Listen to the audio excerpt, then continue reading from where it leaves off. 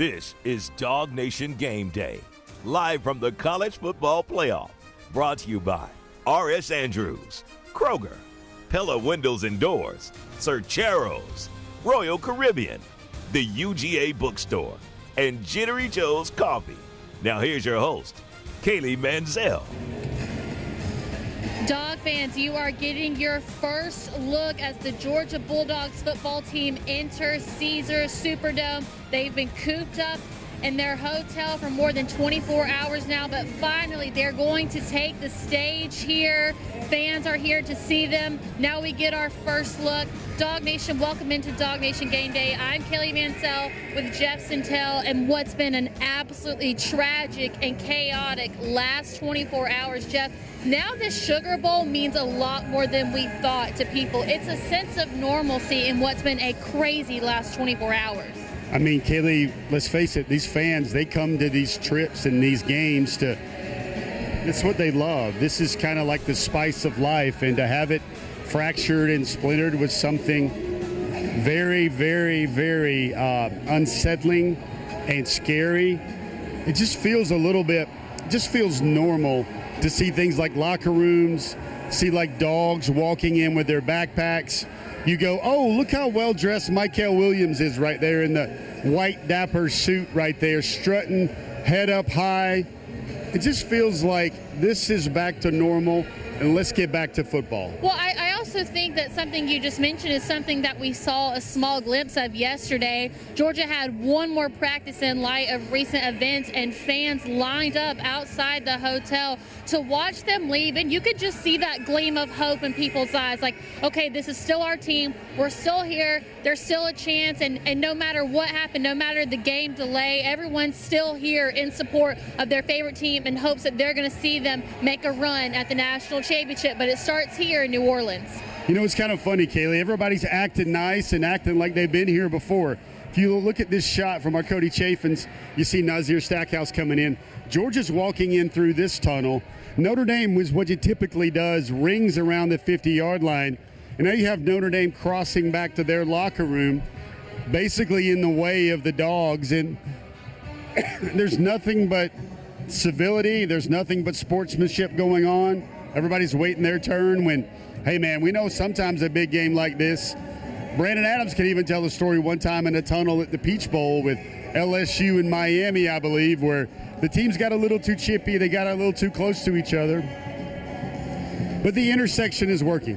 And as always, our dog walk is brought to you by Kroger. As Georgia advances, you guys are hosting those amazing parties at home like I know you do. Make sure to check out Kroger for all of your in-home party needs, whether it's the ready-to-go snack trays or getting stuff from the deli. You can check all of that out at Kroger or do delivery online at Kroger.com. Jeff, why don't you say we go ahead and get into things? I mean, the elephant in the room, the big storyline, the big narrative that everybody's going to want to talk about today is all eyes will be on Gunnar Stockton, who will be making his first start as a Dog. The team has projected confidence. The media has projected confidence, but we're going to find out today exactly what he's capable of. You know, Kaylee, it's his first start, but I think he benefits from what he had in the SEC championship against Texas. I mean, not only it's a little bit more nervous. You get thrown into the fire.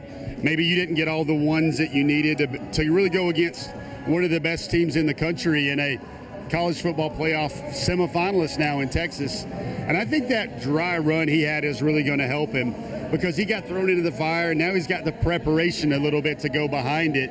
So I think it's kind of chilled things out, all the reps he's gotten for the last 3.5 weeks. And I think one of the things we got to remember, Kaylee, this is playoff football. It is win or turn it all in.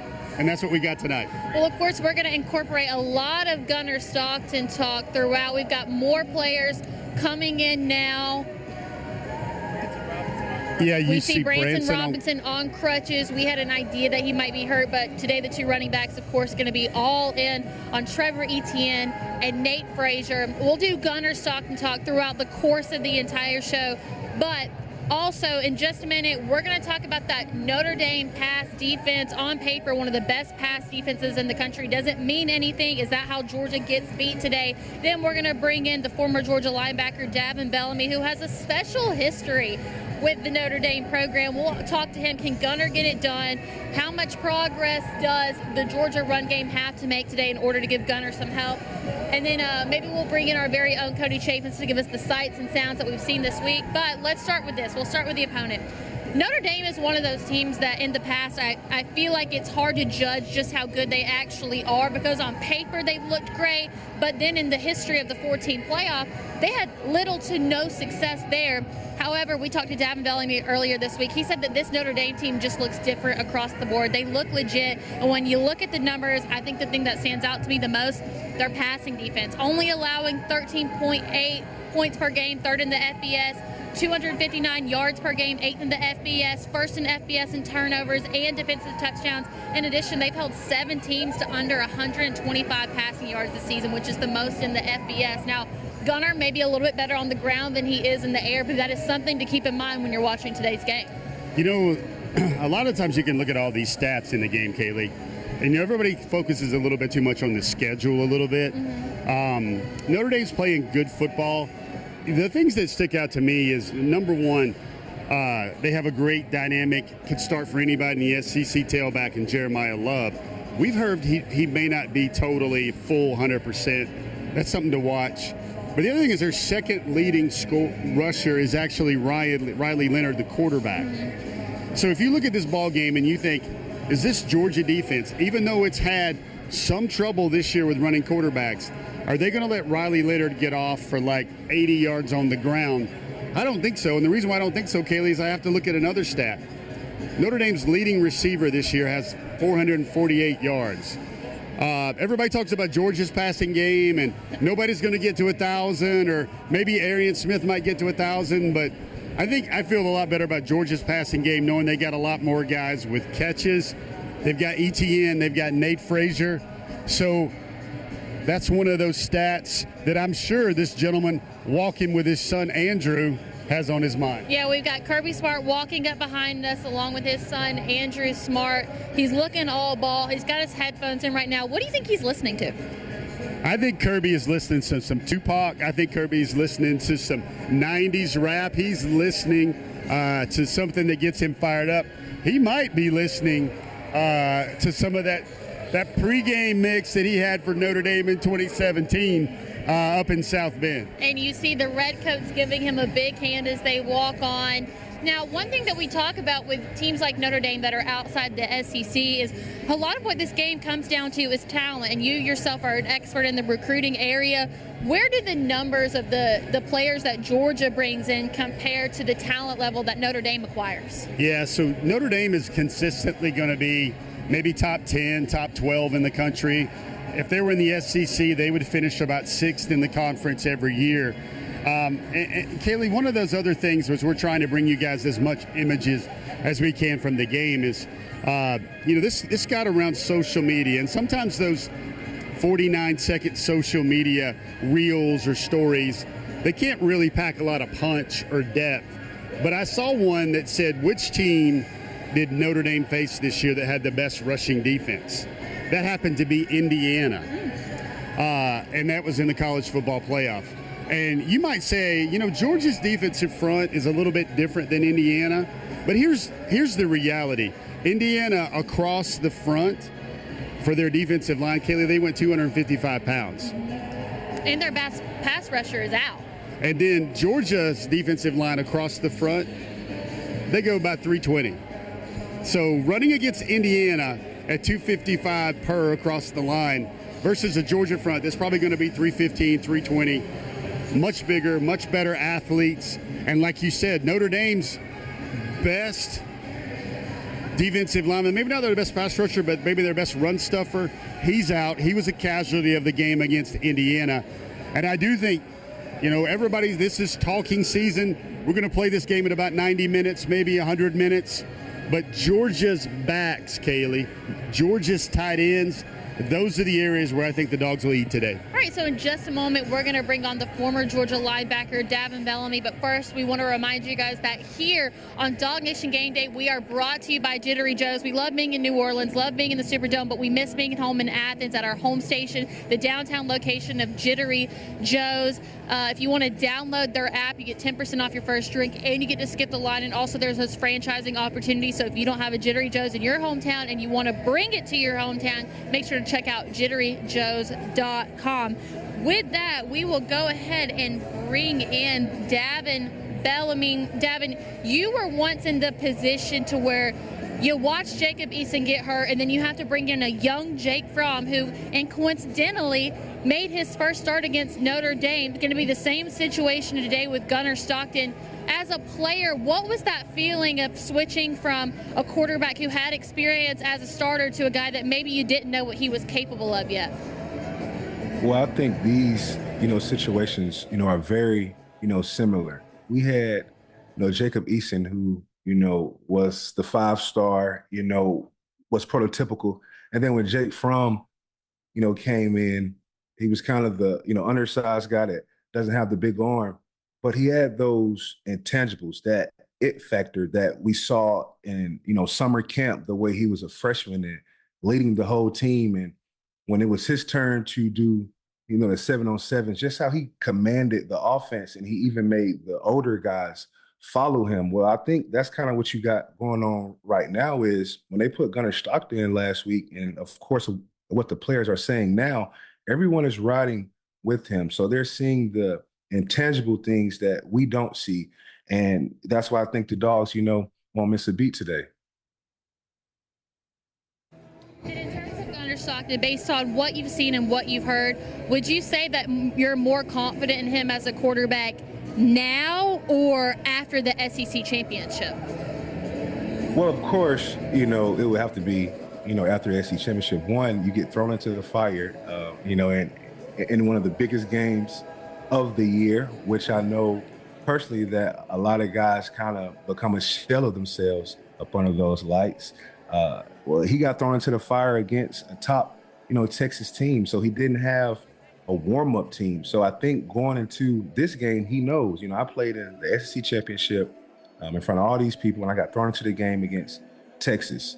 I think I'll be okay this week. So I have full, confidence that, Gunnar will use his legs and just be that spark, to us that he showed the second half. Davin, my man, there's the big things going on is everybody's like, lay off the rest. All these teams that were conference champions, they got clipped in the quarterfinals.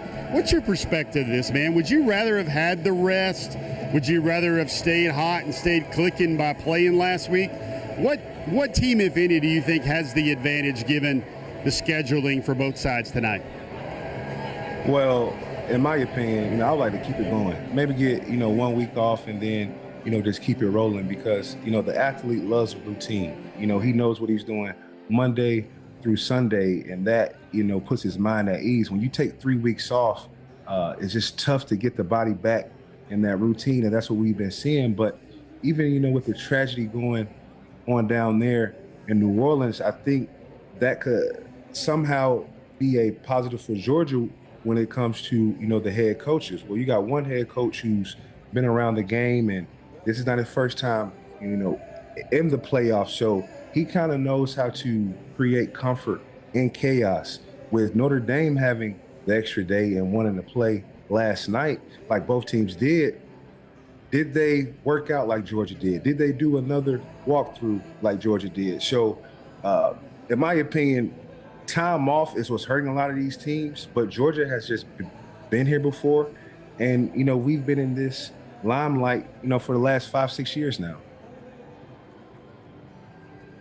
As Jeff mentioned, all of the underdogs have gone on to win the quarterfinal playoff games, but this Notre Dame team is one that's easy to look at and say, well, everybody wants them to be good, but they haven't had a lot of playoff success. What is it about this Notre Dame team that looks different than the ones that we saw during the 4-team playoff? Well, I think, you had Brian Kelly, who was leading that team, and now you have, Marcus Freeman. And like I've always said, the team, beats to the rhythm of the coach or the defensive coordinator. So I think this Notre Dame team is a lot more feisty than the ones I play or the ones that Brian Kelly, was coaching. They're kind of young and they kind of embrace their coach's, demeanor. And they're recruiting different. They have guys that can play, in the SEC now, kind of like Jeff was saying. So it's a whole nother Notre Dame team. But still, when you look at the teams they've played and the best running defense that they played was, Indiana, in my opinion, it's not going to be a match for Georgia, up front, just because they haven't done it week in and week out, like we have to do in the SEC. Now, one of the major differences about this Notre Dame team too is they've really been able to embrace the transfer portal, specifically at the quarterback position. Last year brought in Sam Hartman from Wake Forest. This year they bring in Riley Leonard from Duke, who was one of the best quarterbacks in the transfer portal. He's really been the difference for this team, and he adds a different level of experience and confidence that Notre Dame has clearly looked different because of him and his ability to use his legs this year. No doubt, but I must want to say this. You are now, you're up under those lights. So I've seen a lot of players, and, we can all attest to it. Everyone looks good in the regular season. Well, now you're getting down to the nitty-gritty, the college football playoffs. You're the only game on, and everyone's watching. That's not to take away anything from him. He just hasn't been in these moments like Georgia has. And in my opinion, yes, he's a dual threat. But you see more of the freakish dual threat quarterbacks beat Georgia. It's the Jalen Hurts, it's the Jalen Milrose, and I don't think he's athletically gifted enough to just outrun the Georgia, defense. But he is a guy that we have to control on the ground because he's the second leading rusher of the team. So if we take him away, then we take almost 50% of their running game away. Davin, we've seen a little bit as we're watching the Georgia players warm up.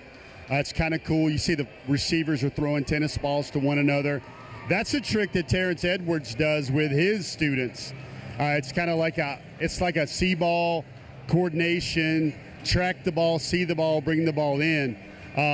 That's a pretty good visual, but I gotta come back to you on this one, DB. This is my ice water question. Now, we got the camera on the tennis balls, but I want you to know that what I'm doing right here is I've got this right here, the ice water question. I gotta ask you, that game in South Bend, you had your way with the guy that was highly touted, and you were like, ice water. So man, number one, who's that ice water guy tonight for Georgia? Who does it have to be? And then also, what was all that like, man? Well, first, man, usually, the closer is on the defensive side of the ball, but the guy who's going to need, the ice in his veins tonight, is Gunnar Stockton. I know it sounds cliche, but, the whole world's looking at him. He has to be very stoic tonight, not ride the lows, in the highs, and just, play the game and make the plays that come to him and don't try to force it. And when you're just talking about that moment, man, I used to, like I said, I'm a big Los Angeles, Laker fan. I watched Denzel Russell hit a buzzer beater and do the ice in his veins, and you got Matt Ryan with, Matty Ice of just how composed are you in the fourth quarter, and with a walk-off sack, for the game, it was like a buzzer beater, in basketball. So, you got to be stoic in the most, pressure situations. So you got to have ice water in the veins. I remember, Kaylee, from that game, both Davin and DeAndre Baker were going against highly touted Mel Kiper first-rounders, and the Dogs ate that day, both D-Bake and Bellamy, man, the two DB boys. That was a great memory in South Bend against this same program. I think I lost it. All right, DB, we'll do one more thing, then we'll get into Mansell's matchup. So we're at the point now where Georgia's going to play a Sugar Bowl that means something. You heard that the 12-team college playoff was going to happen. It feels like you waited forever for it to get here, and now Georgia's not only a part of the first one, but won their conference championship, gets the first round bye. I don't think that they could have put themselves in a better position to play in a place that's so close to home, to have a decent side of the bracket. You know, what is it like from your perspective finally watching this 12-team playoff come to light and know that this is the beginning of a very, very long time in a different era of college football? Well, you know, you start to see a lot of teams start to try to make business decisions, you know, when they got towards, you know, the end of the regular season of, you know, I don't want to go, you know, to the SEC championship game, or, you know, resting players. I think Georgia did a great job of, you know, what's always been our motto is, you know, chopping wood and carrying water. You know, we didn't worry about how players would be rested for, you know, for the long haul. We took it week by week, and we endured a tough schedule, and we focused. It didn't look too far ahead, even when we could have. And by doing that, it shows the maturity and just the winning mentality of this team, which is going to carry over until the playoffs. Since this playoff, you know, is here, it's great, you know, for the fans, but it's really going to show how good of a coaching staff that you have, because to keep your players focused to win 14, you know, 15 games is very tough. And I think just with Coach Smart having the experience that he has in Georgia, just being in this situation year in and year out, the lights were never too bright for him. So I think you're just going to start to see the teams with the most winning DNA are going to be there at the end.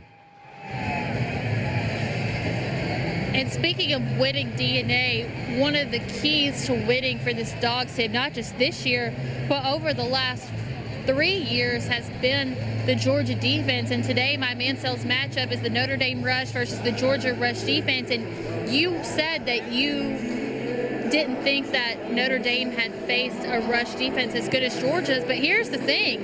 They're allowing over 127 rush yards per game, 14 rushing touchdowns allowed on the year, which isn't bad, but also isn't great.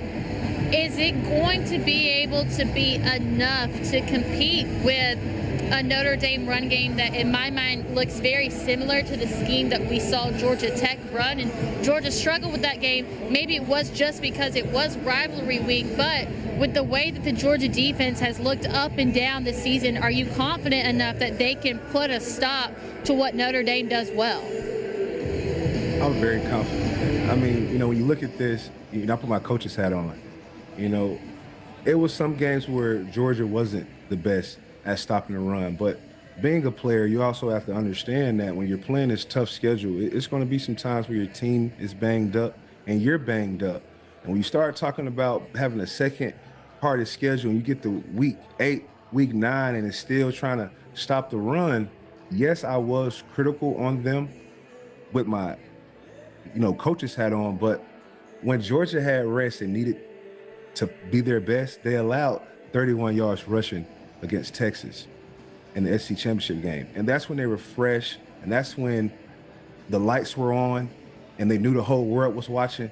You know, when you've won so much, sometimes you don't have the foot on the gas every week because you know what the end game is. And Georgia has showed that during the games where, like the SEC championship games, you won't even get 50 yards rushing. So now you get his team 3 weeks off to get everyone back healthy. Like I say, Georgia knows the world is watching. Coach Smart knows the world is watching.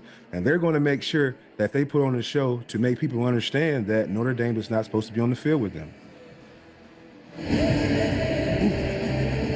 I mean, yeah, I think that's a valid point.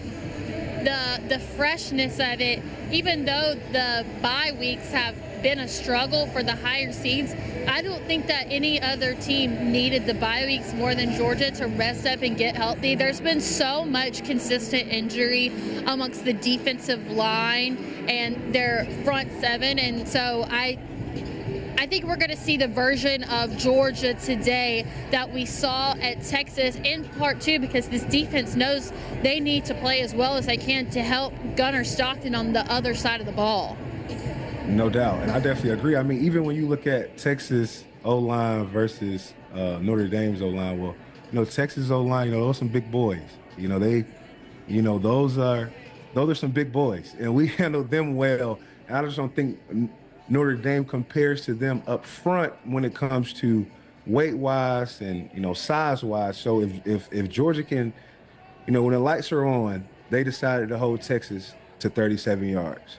I'm not looking for Notre Dame to come in here and rush for over 150 yards tonight. Davin, I mean, that's one thing we've been talking about all week. All these reporters have had so much time to kill talking up this matchup. Kind of feels like we've done it ad nauseum. But when I simply look at Notre Dame, I don't know if I can say I don't think they're better than Texas. I don't think they're better than Alabama, at least talent-wise. They're not better than Ole Miss. They're probably right there with Tennessee. When you look at the teams Georgia has faced, where do you think Notre Dame ranks in that schedule so far this year? Man, you just brought up Tennessee. I don't even know if they're better than Tennessee just because I like Nico at the quarterback position as a Georgia, kryptonite. Kind of like I said, Georgia doesn't really struggle with average athleticism QBs. It's always the, really fast guys. But, it's tough to rank this team, man, because, I can remember week 3, week 4, that going into, playing Kentucky. And that was a tough physical game. Would have Notre Dame even inched that out the way we did? So far with who we've played, man, I would give it more to a Kentucky, man. I thought Tennessee was more of a threat for Georgia than Notre Dame will because, kind of what you mentioned, their leading receiver has 400 yards. So if you just think you're just going to come in the game and just run Georgia and blow them off the ball, then you have another thing coming. You can't out physical Georgia. You have to out finesse them. So I don't know where to rank them. And I'm kind of close, to the Kentucky team. The early Kentucky team because they kind of lost it towards the end of the year. What about Clemson? Do you think that's a comparable opponent? That is. You know what? That may be the best one. That may be the best one. Even though Notre Dame may be a little bit more physical than Clemson, Clemson can spread you out. I just think the only game plan that, Marcus Freeman will have is to just be more physically dominant than Georgia. And we've seen this year teams that try to go that route usually aren't successful. We struggle against, Ole Miss, that spread us out and throw it over the top, and the Jalen Milrows and, with the young freshman out, on the edges. So I just don't really see them being able to have a lot of explosive plays downfield when it comes to the passing game. All we have to do is control, Jeremiah Love from not hitting those big, long gains, and I don't think they're going to be the nickel and down their way down the field. One last thing, David. When you and I had the opportunity to speak earlier this week, one thing that we discussed was the significance of Georgia's run game in the Sugar Bowl tonight. One thing we heard Kirby Smart harp on in his 1 hour at the podium was, well, we got to have a better run game. We got to get the running backs more involved. We've got to have Trevor and Nate and all this and that. Do you expect them to rise to the occasion and play, just get more reps in general in hopes of helping out Gunner Stockton? Well, you have to. It has to be the game plan. The game plan has to be the most physical team, win first and second down to make third downs manageable, for the young guy. You don't want to see him in third and longs like he was in the SEC championship that one, time, and he threw, an interception. So this year with, Georgia, it hasn't been one guy. We've been a running back, by committee. And you look at the SEC championship game, I mean, Trevor had, over 90 yards, and then Frazier had 6 carries for 47 yards. So between two people, you almost got 150 yards rushing, and they have that thunder and lightning thing going on. So I definitely think that's what you're going to see more tonight, because you don't want to have Gunner Stockton in third and long, situations. Not saying that he won't be good in those. It's just you don't want the defensive coordinator to be able to blitz him. So I definitely see us having a running back, by committee tonight. And number one has had his best games, when the lights are on. So I'm expecting, Trevor to have a big one tonight. Well, Davin, we appreciate you joining us, and we look forward to seeing you on the DawgNation postgame show with Braden Adams. Sounds good. Go Dogs. So Trevor Etienne, Nate Frazier are going to be impact players in today's game, but we've got our own impact players that we came up with. We'll start with this one. It's the obvious one. It's the now QB1, Gunner Stockton. No touchdowns this year, had 2 last year. I expect that to change today. His skill set is different from Carson in the sense that he's a little bit more mobile on the ground, and we saw that in the SEC championship game. But I do think that there is some advantage to the fact that Gunner hasn't played that much. There's not much tape on him. It's hard if you're a Notre Dame defense to prepare for what he's capable of. So, Kaylee, I go back a long ways, know this Stockton family really well, and Gunner has the arm. Maybe he doesn't have the layered throws where you got to drop it over the backers and in front of the safeties that made Carson such a special SEC quarterback. But I remember talking to his people. Gunner's throwing the ball like 50 yards when he's in like the 3rd grade. That's big time. And we always talk about the pedigree of these guys. I mean, Kaylee, Gunner, everybody's making him out to be, Georgia's just going to try and find a way with Gunner. Gunner was actually the higher rated recruit by far coming out of high school. Riley Leonard was the number 47 quarterback in the country in 2021. He was a 3-star. Gunner was the number 7 quarterback in the country. And yes, I do think Leonard should be, can be a more prepared, composed quarterback tonight because he's got like 30 snaps in big-time college football. But I think Gunner going against Texas in the SEC championship game, I think Gunner going against the Georgia defense for 3 seasons now, he's going to be ready for this. And I think people need to wrap their brains around, hey, Gunner is going to make a play or 2 or 3. Look at this. I said this with some media folks all week. They said, what can he be? And I came to this kind of thought bubble. Imagine what Stetson was like in 2020, and then imagine what he was like in 2021. I think Gunner's going to give you somewhere in the middle of that, some highs, some lows, some wows. I'm going to tell you this, folks. If he gets a crease like Jeremiah Love, he's going to outrun some fools to the zone to pay dirt. I think you bring up a really good point that Gunner has watched Stetson, Carson, 2 of the best Georgia quarterbacks in a long span of time do their thing, has learned under them, as well as Mike Bobo. But then you bring up the point that he's had to face this Georgia defense in practice, and ultimately that prepares you for a game like this more than anything. And we'll move on to your first impact player. It's going to be Arian Smith. And there was that joke during the second half of the SEC championship that Arian finally caught the ball when Gunner threw the pass, and maybe that was all it took. And they tried that deep ball with Arian often in that first quarter. If Gunner can get that first deep ball to Arian, I don't know if the Dogs are beatable. I'm going to tell you what, get your Georgia Sugar Bowl bingo cards out to watch this game, because you're going to have a free space, but I'm going to give you another free space. And that's good. Georgia is going to try and sling that rock deep to Arian Smith. Does he hit it? Does he not? One thing that's going to do is that's going to back Notre Dame up. Like, what was it? We saw Juvenile this week here in New Orleans. He had a New Year's Eve concert. In the great words of Juvenile, you guys that are watching know what I'm talking about. When you throw deep to Arian Smith, they're going to back that defense up, back those safeties up a little bit. And Arian, we talk about Arian and how many yards in the 1,000-yard barrier for Georgia.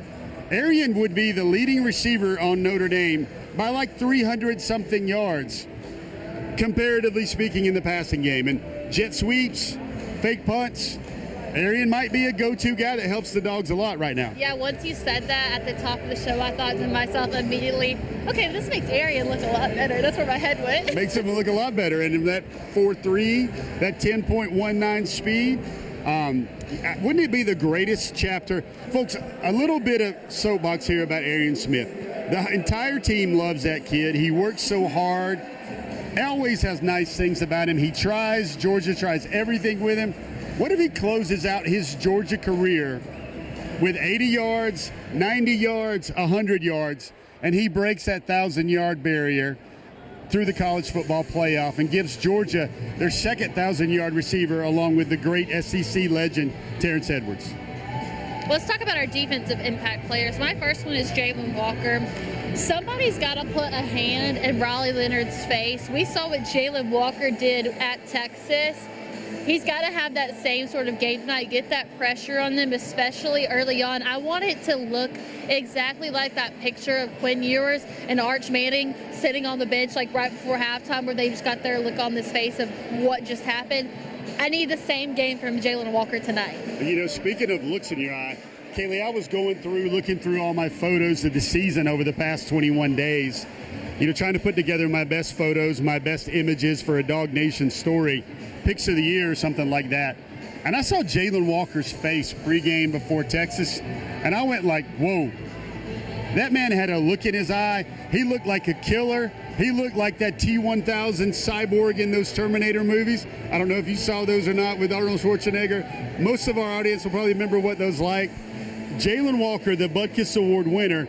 I don't know if he gets enough air, we get enough juice around Jalen Walker, the highly decorated best linebacker in the country. That's a pretty good weapon on your side when you got to go face a running quarterback at Notre Dame. And one more impact player, we'll wrap it up with Dirty Dan Jackson.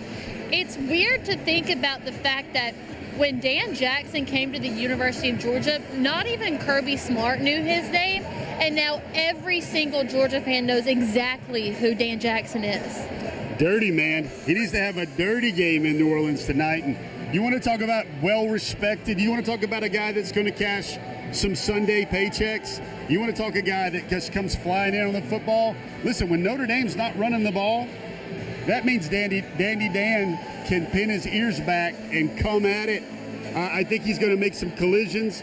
I think he's going to really bring it tonight. And one of those things, Georgia's safeties, folks, you better appreciate him, because this might be the last 2 or 3 games for Dirty Dan and Malachi.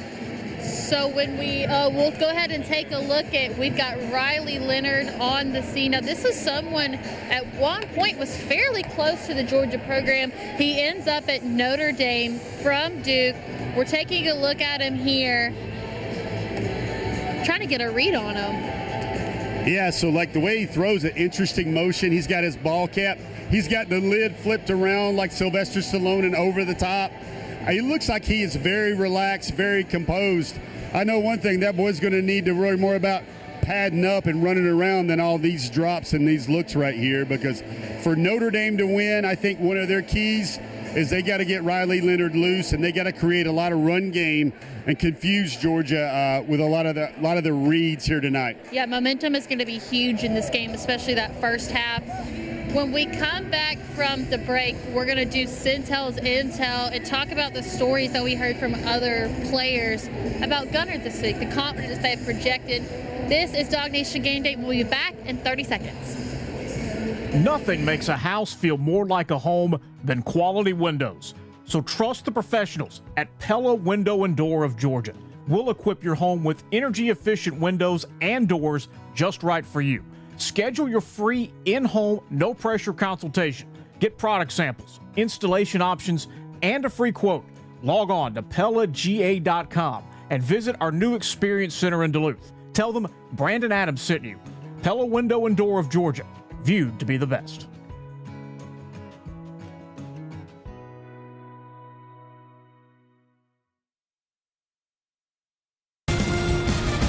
DawgNation Gameday. It's sponsored by R.S. Andrews, Kroger, and the UGA Bookstore.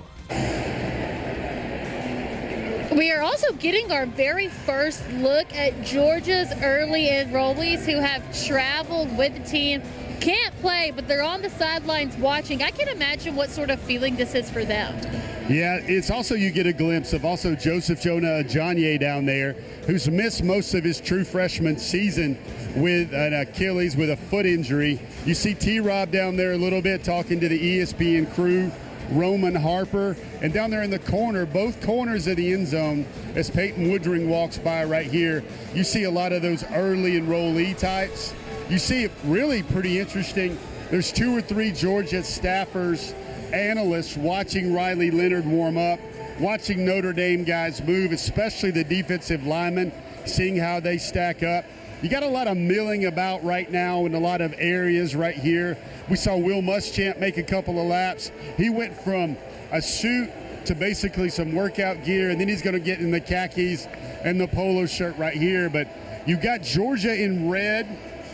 You've got Notre Dame in white, that signature gold helmet. Kaylee, I just can't help but wonder if there's a little bit more glory in the air here tonight as they rematch their Sugar Bowl back in 1980 here for the 90th annual Sugar Bowl. And one thing I'm sure Cody's watching, number 90, I want you guys to pay close attention to number 90 punting the ball right there. That is Drew Miller. He replaces Brett Thorson at punter tonight. I'm going to tell you, folks, we're going to drop some intel on Gunner in a minute, but that guy right there, number 1 punter in the country, came out of Iowa. He was a dual threat quarterback. I don't mention that's a dual threat, guys. He was the quarterback on first down, second down, and third down, and then he punted. His senior year, tell me if this sounds familiar, Dog fans, his punt return unit allowed 5 return yards his whole senior year of high school. Drew Miller, he's already gotten Brett Thorson, the Aussie's endorsement. He said, Dog fans, don't worry about him. You're not in good hands, but you got a good foot for the rest of the playoffs there with Drew Miller. And did you see that one? He just conked out of there, up in the rafters right there. It shows Georgia's depth a lot, Kaylee, when you lose a 3-year, 2-year starter in Brett Thorson, who was an NFL draft pick, and you can replace him with a guy that's trying to scrape the top of the Superdome here tonight in the number 1 punter in the country from last year's class. Do we see a Drew Miller fake punt? Is that on the bingo card? I already got a bingo card for Miller's Thriller. Look for him because he could throw it. He was a great running quarterback, scored a bunch of touchdowns. If Georgia has a situation where they can take advantage, they would be prepared, not only with Drew Miller, but even like a jet sweep with Arian Smith as well. Prediction, though, I don't know if Georgia's going to go deep into that bag of tricks against Notre Dame to have to pull one out with a fake punt. So we got a chance to look at the early enrollees, got a chance to look at Drew Miller. One person that we also saw earlier running around who has not been present at all Georgia games is the former defensive coordinator, Will Muschamp. Travaris Robinson comes in to take his co-position, but he's here with the team. I feel like that gives Dog fans a different sense of confidence when you see a guy like Will Muschamp, who has so much history at the university and so much success on the sidelines, especially when he's got one of those headsets on. I mean, as you see everybody starting to bark here, hear it, Kaylee. It's a little bit about, you remember how Georgia's felt when it was going up against Nick Saban? The combined knowledge and wisdom and ball and schemes and adjustments and tricks and traits. Well, you add Will to Kirby Smart, to Glenn Schumann, to Travaris Robinson, who's been a coordinator in this league as well. And you got a lot of guys that have been at DC in big ball games, championship level teams. And I just don't think Notre Dame has got that sort of accumulated wisdom and knowledge to match that. I thought I had fun on social media when I saw Will walking up and down the field, and Will was like, he was putting his headset on, and that was that scene in the movie of Avengers, get that man a shield. Well, get that man a headset. And it was great seeing Coach Muschamp, Coach Boom, bringing the fire. And I couldn't help but see the Georgia defense played a lot better when they got Boom on the sidelines. So now we'll transition back to our Gunner conversation. This is going to be our Sentell's Intel. Just saw Sakobi White going. Yes. Look at that. Sakobi, that nice. I hear he's got a little, pay attention, Dog Nation. You see Sakobi on the sidelines tonight. I hear there's a little news with his name. He got a name change, a family name change. That's for the Sugar Bowl. Forgot about that. Yeah, we'll see his new name on the back of his jersey up here. But we'll go back to the Gunner. One thing I noticed when we got player availability was just nobody on the team seems to be concerned at all. No sliver of doubt that Gunner's not going to be able to get the job done. In fact, let's hear from 2 of Georgia's best players and leaders on Gunner Stockton. You know, I'm here for you. We're here for you. You know, that just wasn't a bump for me. That was kind of like the whole team. You know, just letting him know that we're here for you. Come out here and be yourself, man. Have fun with this. Gunner's ready for it. We're all ready for it. We've been getting reps with him for 3 years now, so it really never skipped a beat. I mean, we just got told that he was in, and we were all excited. We were all happy. No one was worried. No one was nervous. We were confident in him. We were excited in him, and he was confident in us. Everything they said was backed up by what we saw in the SEC championship. It wasn't until Gunner came into that second half that it wasn't just a different energy from the fans, but also a different energy from the team. I think Nick Saban made a great point earlier this week that the team started playing harder when Gunner came out there. Yeah, and, Kaylee, one of the things that, his family calls him G. And one of the things, isn't that just great, by the way, G on the helmet, they call him G. And, we've written the story about where the name comes from. We've written about the cows. We've written about the 1984 wide-body F-150 with 300 and X miles on it and everything else like that. I want to take you to something different, because all those sound good and those are a writer's stories. This is pure ball right here. Junior year, Gunner, committed to South Carolina, faced off against Brock Vandegrift, committed to Georgia, the 5-star.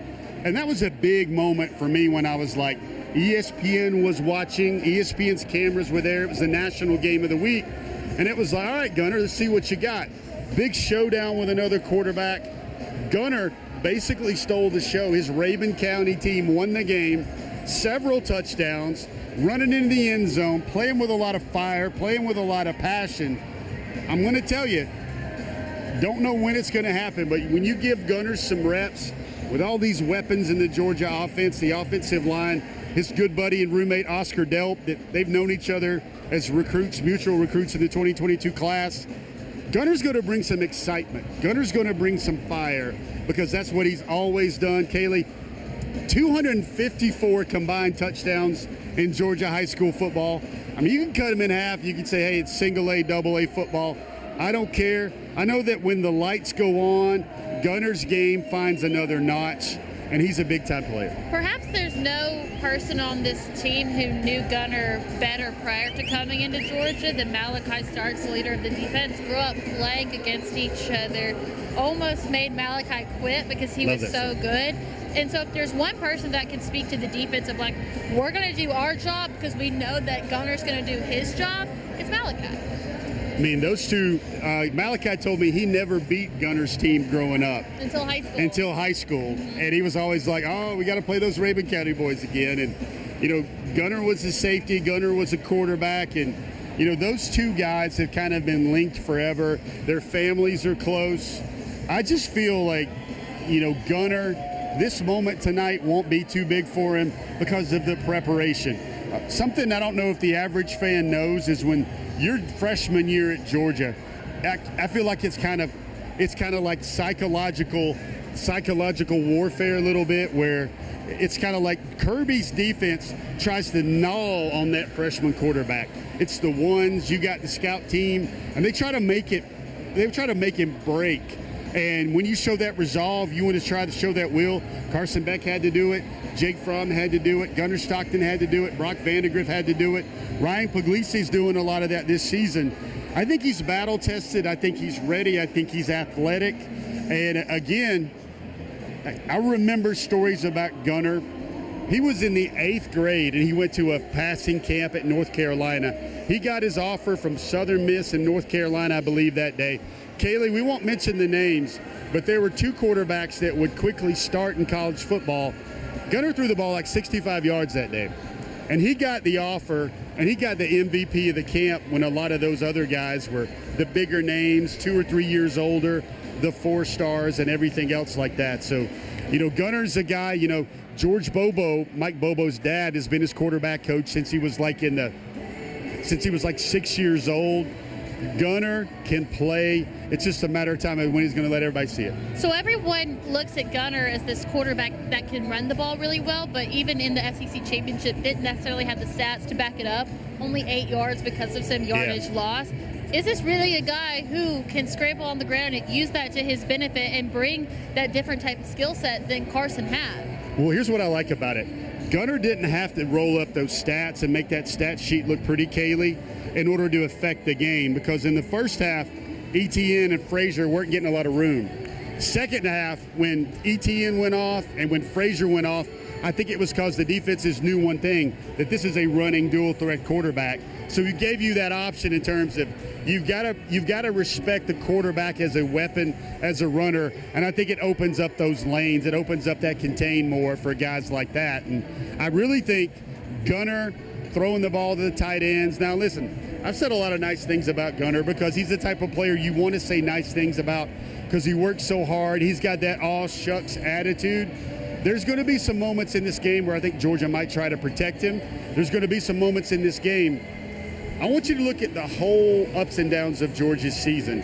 Georgia got in trouble early in these games when Carson Beck threw a lot of picks in the first half of games.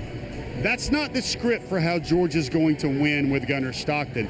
I think Georgia's going to stay out of those snake bite moments, those big deficits, those short fields for the opponent, and they're going to be able to do what they need to do with Gunner and not kind of lean on him so much. I think the tight ends are a big factor. I don't know if Notre Dame's safeties can hang with Georgia's receivers, their backs out of the backfield, and then also deal with Georgia's tight ends in coverage. So we're going to try to bring in Cody Chaffins. He's been able to watch what's going on behind us. So we want to see if there's anything that's been going on that maybe we haven't seen but you've noticed. So obviously we watched Gunner come out. He's far in the distance, so we apologize. The way they put us here in the Superdome, we're way far away from everything going on. You're looking at the tight ends right now. Oscar Delp, Lawson Lucky, Ben Urasek, all out there doing their thing. But, yeah, I saw, and Jeff talked about it, the wide receivers out with tennis balls is something I have not seen all season. And we've asked ad nauseum Kirby Smart, we asked Mike Bobo, we asked Gunner Stockton, we asked Arian Smith, how do you stop the drops? Maybe that's one of those things just to kind of get them doing something different, seeing the ball, that smaller ball, just to keep their eye on it just a little longer. So that was something different in the warm-up today that we've seen so far. A lot of it looks like the normal warm-up. We've seen Glenn Schumann out there running. You can see the linebackers, Jalen Walker right there, C.J. Allen doing their thing. So they're just kind of doing their normal. About this time, they come out in the T-shirts. You see T-Rob, Tavares Robinson, co-defensive coordinator, working with the safeties. And most of them may have already gone in. But, yeah, seeing everybody warm up and starting to see the fans come in, which is exciting because I feel like all of yesterday, for all of us here in New Orleans, we were just cooped up in the hotel. And you could see fans kind of out and about, but you just didn't feel game day, or didn't feel game ready. So that part of it has been really exciting to start to see the fans come in. And like Jeff said, we do see on the very, very far sideline some of those early enrollees, which is kind of fun to look at. Seeing C.J. Wiley actually in a Georgia red uniform wearing number 4 down there is kind of a cool moment. Jeff could probably tell better than I could, some of these guys way far away. Yeah, you see Elias Williams. It's hard not to miss him. With the tight ends, isn't he? The big tight. There he is, Big Zero. Big Zero. You see Ethan Barbour right next to him. You see on the far sideline, they're kind of mixing in. I love it there how, you're supposed to stay on the sideline and be chill, but there's a tight end meeting going on out there, and Todd Hartley's like, come on in, boys. You're going to be a part of this sooner or later as well.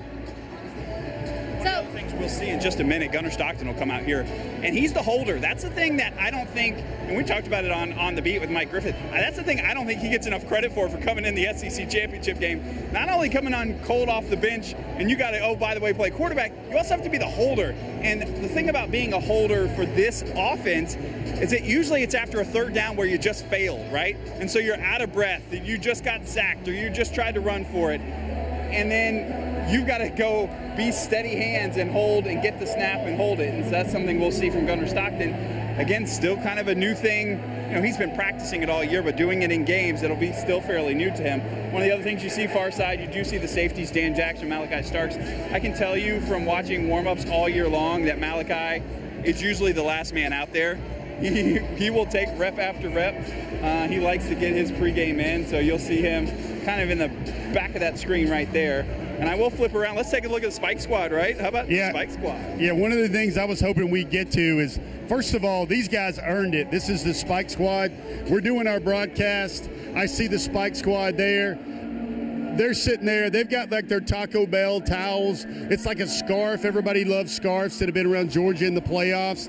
They got primo 5-star seating here. I've seen some hard hats. I've seen some Santa caps. I've seen some pirate hats. I see one of our Spike Squad guys has a Nature Boy Ric Flair Nature Boy robe on. You see them all over there. Different Scott. We usually see Captain America's shield. We usually see Batman, and you see a Baker's hat right there as well. I love it to see the most devoted dog people get rewarded with some blue chip seats here at the 90th annual Sugar Bowl. Well, then let's talk about the fans for a moment. Because of the delay in the game, now things suddenly change. We had some Georgia fans who couldn't stay the extra day, had to go home from the airport, but then we're hearing about Georgia fans who, hey, just came here to have a good time, and now all of a sudden there's more ticket availability. What do you expect that capacity to kind of look like, and what's the ratio of Georgia fans to Notre Dame fans? Well, I think all week, Kaylee, it's probably been 6 Georgia fans for every 1 Notre Dame fan, especially in the quarter, in the, epicenter of hotels, so to speak. I also feel like I've also heard a story of a gentleman and his wife that couldn't do January the 1st, but they could do January the 2nd. So they're like, hey, let's go find a ticket. Let's get in this stadium. $33. I think it got a little bit lower. I feel like the proper ratio of everything going on, it being another day, it being the middle of the day, I think you're going to see about 60%, 60 to 75% capacity. Looks like it's already filling up a little bit. One thing we had to do as media members, because there was more security checks, there were bomb-sniffing dogs that even checked public safety vehicles as we were coming in. There was an extra layer of security. We've been actually in this Superdome since 10 a.m. Since 10 a.m. this morning, getting ready for this one. You see more dogs kind of getting ready, milling about right there. Always look in the middle of the field. That's very interesting. You see, again, Notre Dame's kind of taking up a little bit more of the room for their pregame work, but what they did was swap, because Georgia's specialists, you see Will Snelling's there. You see Drew Miller again. You see Gunnar Stockton as well, kind of participating in this portion of pre-practice as well. The stadium clock, folks, kind of hunker down with us. 73 minutes, underneath 73 minutes now until kickoff. We also look right next to the Spike Squad. You have all this going about right now. You see Ryan Puglisi out there. You see Gunnar warming up with all the guys getting ready for that important special teams period. It's quite a scene. You look around everywhere. You see excitement. You see the Georgia parent section right next to the student squad, Spike Squad section. I see Jalen Walker's family coming down. You see them all watching. Everybody wants to see what's ahead. And then you got Peyton Woodring right there, the stellar Georgia kicker. As steady as anybody, as good as anybody on the Georgia team at their specific job, getting ready. And will he have a couple of big kicks in him tonight? So the college football playoff is going to make us wrap up here. We've got a time limit, so we're going to give our final thoughts on the game. And I think it goes back to what I said at the beginning is, to me, this game was, oh, cool, it's the Sugar Bowl. We're going to play the quarterfinals with the hopes of making the national championship, and I just saw it as a football game. But now it means so much more to that, so many more people, and with the game being played today, there's so many more eyes on it. And to have these guys in the mix of it all, the adversity that they've had to face over the last 24 hours, to see them out there doing their job, going back to the game of football, it's giving a sense of consistency in what has been a really inconsistent time in life over the last day. You get to play in a Sugar Bowl that finally means something, and I don't care that Georgia is starting a brand new quarterback. I've seen enough from Gunnar. I've heard enough about Gunnar to know that this is a guy that can get the job done and can carry them to a national championship like Stetson Bennett did when he had to come in for JT. I get a different energy from this team than I've seen all season long, and that makes me feel good about what's about to happen here in New Orleans. Kaylee, toe meets leather. We got a lot of dog people in town, and one of the most exciting cities in the United States of America. We got a great game coming up ahead, 70 minutes. All right, Dawg Nation, with that, thank you for coming into DawgNation Game Day. We'll see you right after the game for the DawgNation postgame show with Brandon Adams. Don't miss it.